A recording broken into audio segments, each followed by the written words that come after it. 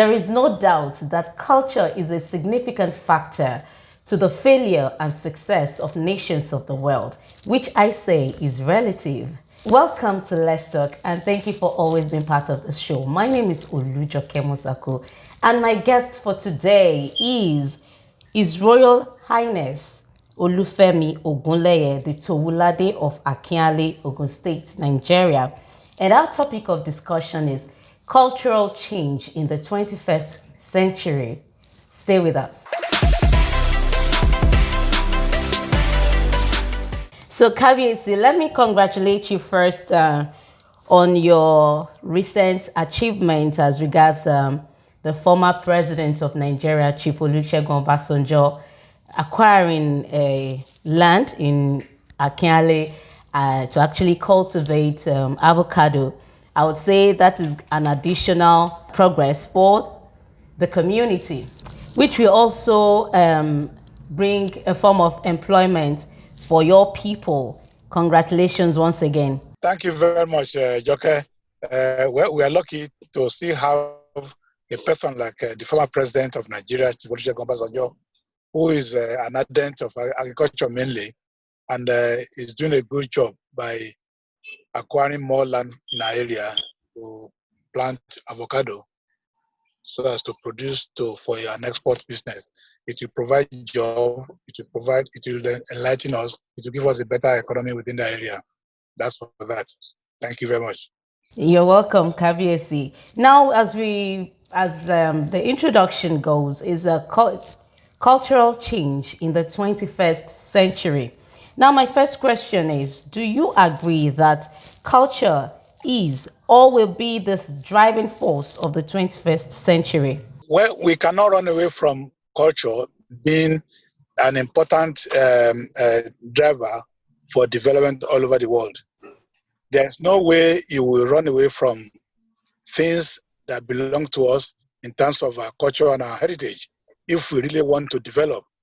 And your question is very good because it is germane to a current topic now that we are saying in Nigeria, that the roles of traditional rulers in making things happen in governance is very important. And the Constitution of Nigeria today, even though it's still a Republican Constitution, we are saying that there's no way you run away from history where people believe so much in the doings of their traditional ruler or whatever they want to do. So culture is an important thing. You can't run away from it. Okay, so just a brief on COVID-19, which is the talk of the town at the moment in the world. How has it impaired the culture and how things are being done in the everyday world? Well, my dear sister, we were even taught in religion that nothing is new in the world. Things that have never happened cannot happen. Things have been happening. We call it COVID-19 this year because we want to give it a name. There have been series of pestilence or pandemic or anything that have happened before. We are even referring to an issue of this, a flu or something that happened in 1918, which affected us in Nigeria and affected us here in Abeokuta. So things have been happening. And our forefathers knew how to sort themselves out when issues like this come. But to me, even though I'm educated, I can say that, okay, COVID-19 has come, it's a pandemic, but the Western world and the media is blowing it beyond point, because in traditional living, they have a way of sorting out these things. In Yoruba language, maybe you can explain this later, there is a proverb in Yoruba land,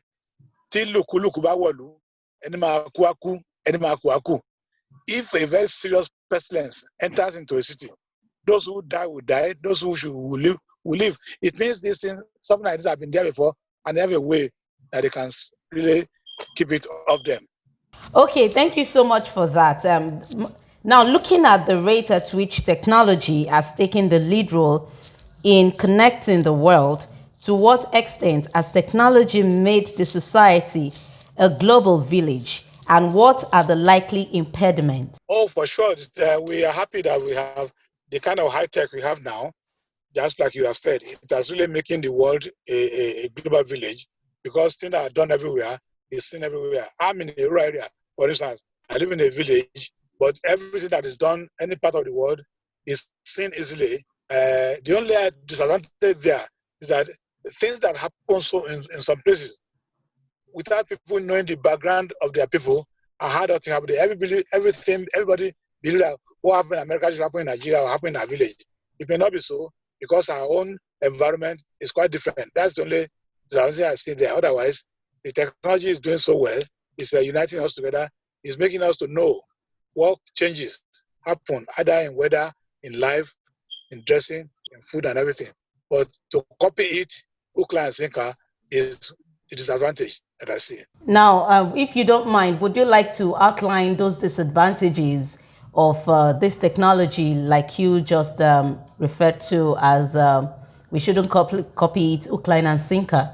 Yeah, for instance, in the Yoruba language, in the Yoruba culture, you can't just wake up in the morning and go straight to as a young people, go straight to the table and pick coffee and pick tea and come and ask your father, Daddy, this for you. Something like that. There's a regiment by which you wake up in the morning, you greet your father, they give you the home call jobs to do before you can even think of having a breakfast or doing that. That is there. The dressing, the kind of dressing you wear, is technology is changing it fastly. The kind of hairdo, the kind of look that we have, we are copying everything that we see everywhere without taking cognizance of what we used to have in our own area before. Okay, still talking about the dress sense and every other thing. I want us to look at the Western world. Basically, the African tradition is actually exceptional. And with the Western world infiltrating into the African world, you would see that everything has been intertwined. Like people tend to, even parents, maybe some things they need to complain about, they seem to see it as something that is trendy. As a royal highness, as a traditional ruler, who is the custodian of culture and tradition, what will be your own say in this light? Yeah, for instance, I can't stand seeing a young boy within my domain to weave hair like a woman, which is what Western world allows, or put a earring, or doing all those things that are very alien to our part of the world. I will correct them. Or wearing or sagging your trousers when you are moving around. I will call you and tell that's not part of us. Or a lady, no matter how fashionable you want to be, to wear a skirt that's above your knee, I will question you to say it's not proper. Or for a man too, to do some odd things that are not really in tandem with our culture. As a traditional ruler, I would tell you it's wrong. You cannot do that. Again, language is very, very important. Today in Nigeria, or in many parts of Africa too, people tend to forget their local language. Everybody wants to speak foreign language like English, like foreign language, like whatever. I insist that you must learn the native language at home.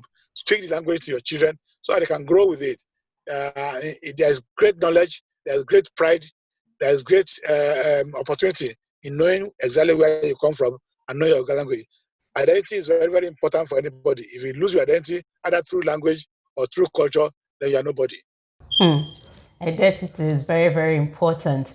Now, for the children, they used to say people who are not in the country, in Nigeria, let's use it as an example, they are outside the country, like America, UK, and all, that if their lifestyle maybe might not be in line with what it used to be, and there's this thing they say, they've been lost, or they are lost.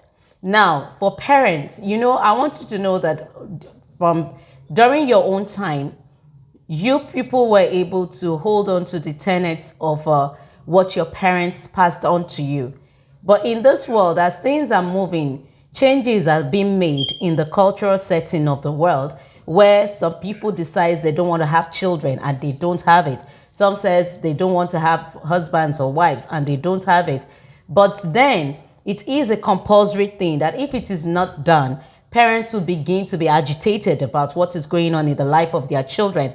But now, so many things have been introduced to the culture of the world where anyone can do what he or she wants to do as long as you're an adult.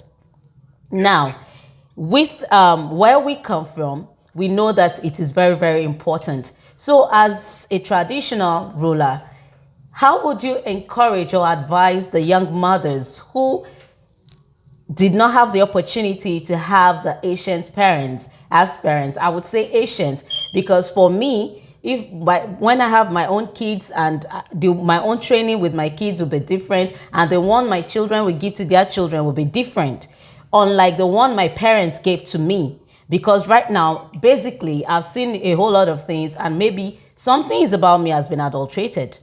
Well, I agree with you, but all the same, that is why we say the link of the chain should not be broken. Even Nigerians or any Africa who is in a diaspora in any other country, there should still be a link with the home where you come from. It may not be total disengagement if you don't have parents or elders who can talk to you. There are documentaries, there are books, there are literatures that you can read, imbibe, and then teach your children or teach your words what exists in your own home so that they can learn. They may not take it hook, line, think about, at least they will learn. They will remember. For instance, now, even the Yoruba language that we are denying ourselves in this part of the world is now valued by Americans, by Russians, by so many. They come to Nigeria and learn it, and then they practice it. It's a shame to us. So these are the things that you should be able to, no matter where you are, you must have a group of your country people whereby you have time to look into what exists in your country, and then let it exist, let it continue. So all these are passed to your children and to your children, and then that link will be alive. Okay, now how has culture affected the mental health of individuals as a result of the failure to achieve success, which is a societal goal?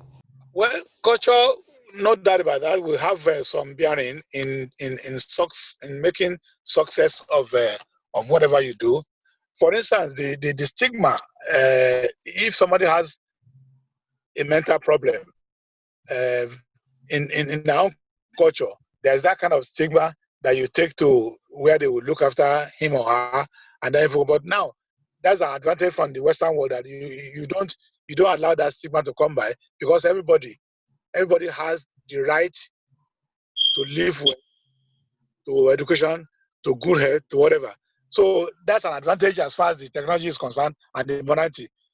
From the outside, the culture can be taken away on that line. But on other things, like you have talked about your dressing, your family affinity, the food you eat, and the entertainment you have around, the culture base is very, very important. Now, let's look at companies, conglomerates, being an executive too. There are there's some cultural tradition or some culture that is obtainable in an organization, and we know that if the culture is not in place, that's why they tell you what we do in our company is different from the other company. And with the way things are at the moment, the use of technology and everything that is actually coming, it's a new world right now. How do you think that even organizations who are not that big can actually survive the technological change? Well, again, if you are talking of community organizations, there's no way we can allow culture to be static. The only variable in life is change itself. If it's for company, for organizations, of course, if it's what suits your management, again, in management, they call something critical path analysis. If you are going to analyze how you are going to reach your focus, your objective, you have to meander through so many paths. The better for you, the one that will make you profitable, the one that will be quicker for you, the one that will allow you to get to where you're going on time, putting all costs into consideration, is the one you will take. So this is where culture is. If the culture of your company says you should do something this way for you to reach the ultimate within a short time, of course you have to follow it, because business and of that nature cannot rely mostly on the dogmatic culture. Now, let's just quickly look at the situation of things in Nigeria as a country with the rising, the advent of COVID-19 and how Nigerians have been able to handle it. But in your own community, how were you able to ensure that your people stay safe? Yeah, we thank God that at least we have some enlightenment somehow. We immediately when the news came into being, we engaged ourselves into town hall meetings, address people what they've been doing before, that is to maintain hygiene, to wash their hands, to keep distance, to cover their nose, and make sure that the whole thing of general mixture between people is reduced to a manageable level, is made. And we are very compliant. We are compliant. And we thank God that at least within our own scope up to now, we don't have a report of COVID-19. All right, because when it first came, I heard that it was around. It first landed in close to you, I guess. That's true. It landed within my domain. That an Italian was said to have reported at WAPCO, which is not far away from me, about 15 kilometers away from me, and that's where it started. But luckily, actually, I've said because of mass information and technology, we have been able to contain ourselves. Okay, thank you so much, so much, Kabesi, for being part of the show today.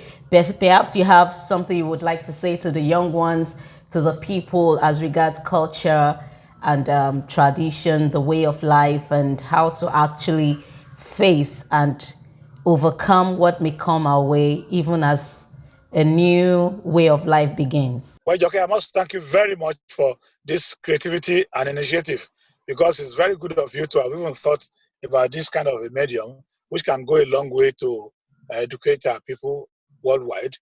I'm very excited too to have been part of what you are doing, and I will continue to be with you whenever you so call on me. What I will advise all Africans, particularly Nigerians, wherever they are, do not forget home. Your culture is very important. No matter where you are, you may enjoy the culture of your host for being there, but remember that one day you will return to your Nigeria, to your home. So always have an opportunity of living, have a link with those who are at home to maintain some minimum of the culture of your home. It's very good. And nowadays, nothing is free. Every young person should endeavor to empower himself. The education we are having today, I keep on telling people in Nigeria, don't bother to look for degrees in art and everything that you are looking for college jobs. Learn something more. Do training in every other area that you can use your hands to work after education. The education is very important first and foremost, but learn something that you can do extra for you to make money. So don't wait until you get a monthly or college job somewhere. That's all. Thank you so much once again, Kabiesi. And thank you too for being part of this show. I hope you've learned something as regards culture in the 21st century. Until next time, I remain Olujoke. Bye for now.